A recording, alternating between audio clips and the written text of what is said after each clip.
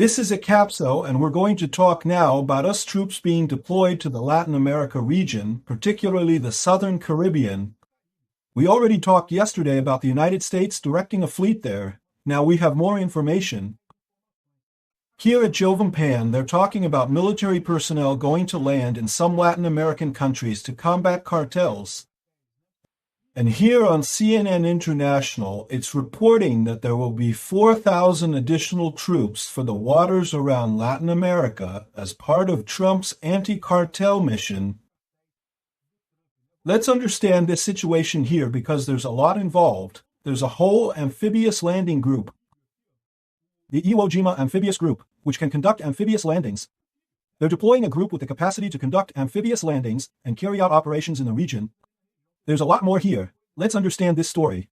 This news was suggested by Instituto Socialista Chinês Tirado, Avião Misterioso de Brasília, and several other people. Thanks to the people who suggested news on our website, Libertarian.com, and thanks to you who are watching our video. If you like our content, please leave a like and subscribe here. So look at this. We already talked yesterday about the United States sending a Navy unit, a group of troops and ships to the Southern Caribbean, the region where Venezuela is located. And remember, they're saying it's to combat drug cartels? But at the same time, Marco Rubio has already declared that Maduro is not the president of Venezuela. Maduro is the head of the Los Soles cartel, a very large drug trafficking cartel in Venezuela, which included Hugo Carvajal, who was one of the military supporters of Maduro who commanded this cartel. And you remember he was arrested in Spain, deported to the United States, and signed a plea bargain agreement revealing a lot of information in the United States, including connections with Lula. So, are the United States going to enter on land to do this kind of thing? Are they going to invade Venezuela? I think for now it's just a show of force, but we don't know what will happen. That there is this historical connection in Latin America between the left and drug cartels. That exists, it's well known. The region is known for this connection, and it's a pattern that exists in Venezuela and also here in Brazil. Perhaps in Brazil it's still somewhat more disguised, but there is information that many people are connected to this situation. Let's look at the news here from SUBMARINE. First, it says the following. Look at this. The United States government, under a direct order from Trump, began sending military troops to Latin America.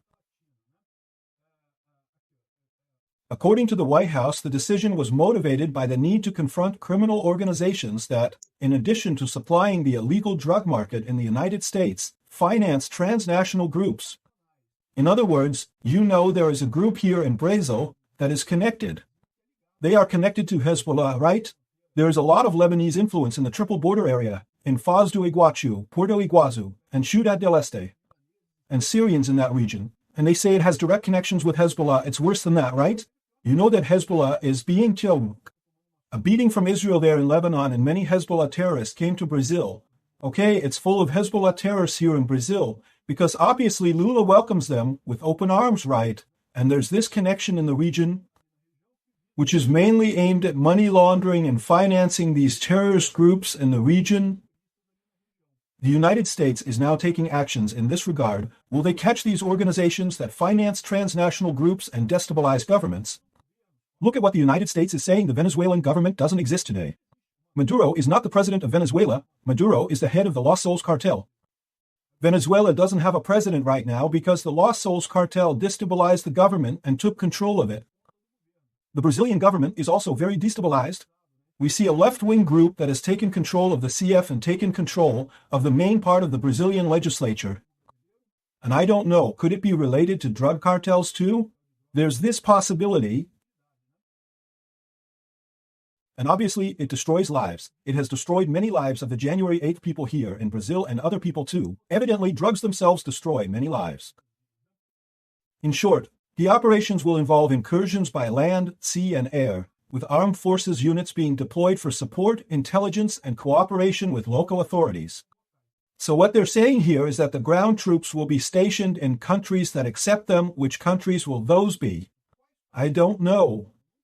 I imagine Central America. Certainly El Salvador wouldn't have any problem receiving these soldiers there, and from there they can conduct operations in many places. Right? Although the Pentagon hasn't released the official list of countries for security reasons. Sources indicate that Mexico, Colombia, and Central American nations are priority destinations for receiving troops. But there's something here. A CNN article that says most of it will be naval. It'll be with the Navy. The U.S. military is deploying 4,000 additional troops to waters around Latin America as part of Trump's mission against cartels. It's 4,000 Marines and sailors who will be deployed in Latin American and Caribbean waters, mainly in the Southern Caribbean, in an effort to combat drug cartels. Two defense officials told CNN that it will be a major show of force. That will give the president a wide range of military options should he want to take action against the drug cartels. So what are they saying here? It's what I said, it's a show of force. Look, we're putting our ships right here next to you, Maduro. Get it? You understand? I don't know if we're going to do anything, but we're putting the ships. Depending on how things develop, we can do a lot of things. We can impose a blockade. We can conduct an amphibious. Here, the Iwo Jima Amphibious Ready Group, the ARG and the 22nd Marine Expeditionary Unit under Southern Command are deployed in the region. In other words, this is a group ready for amphibious assault. What does that mean? These are ships that position themselves off the coast. They approach the shore and invade the country like they did at Normandy. Of course, this is just one group. The Normandy landings were much larger during World War II. This would be a smaller operation, but still, when you think about it, it's meant to fight the Venezuelan army, which really doesn't stand a chance. Again, I don't know if they're going to do this. Trump isn't saying he's going to invade Venezuela. He's positioning the ships there. He's deploying assets there to see how things develop going forward. That's not ruled out. So, in addition to these two groups here, there will also be a nuclear-powered attack submarine, a Poseidon P-8 reconnaissance aircraft, and several destroyers, and a cruiser, a guided missile cruiser, is also being deployed to the Southern Caribbean. So quite a bit is being deployed there. Again, for now, it's just a show of force. Just to show Maduro, look, Maduro, you see how big my stick is? My stick is big. If I decide to give you a beating, you're going to get hurt badly. So let's see what Maduro is going to do, right? It also says here that on Friday, the United States announced the deployment of the Iwo Jima and the USS Bataan and the other two ships. And there are also two other ships, the USS Fort Lauderdale and the USS San Antonio, but they didn't say where these ships were headed. These ships are also amphibious landing ships, the USS Fort Lauderdale. It's a San Antonio-class ship specifically designed for amphibious landings, and the other, San Antonio, is exactly the same. Both are of the same class. So both were deployed. They didn't say they were headed there, but they could be there too. So we have several amphibious assault ships in the region, right? Here, one of the officials emphasized that this military buildup is just a show of force. They're just trying to measure up against Maduro. Show us what you've got, Maduro, so we can see who's stronger here, right? However, this also gives the commanders and the president great capability, a large number of options if they want to take some action, right? The deployment of the Marine Expeditionary Force, however, raised concerns among defense officials who are worried that the Marines are not trained to conduct drug interdictions and counter-narcotics operations.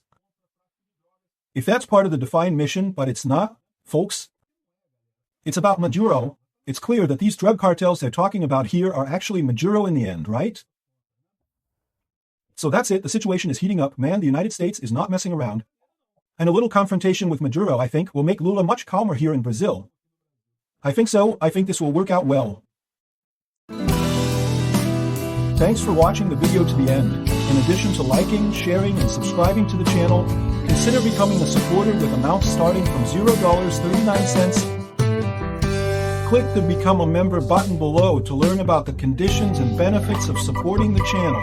For more information about our project, visit our websites shown on the screen.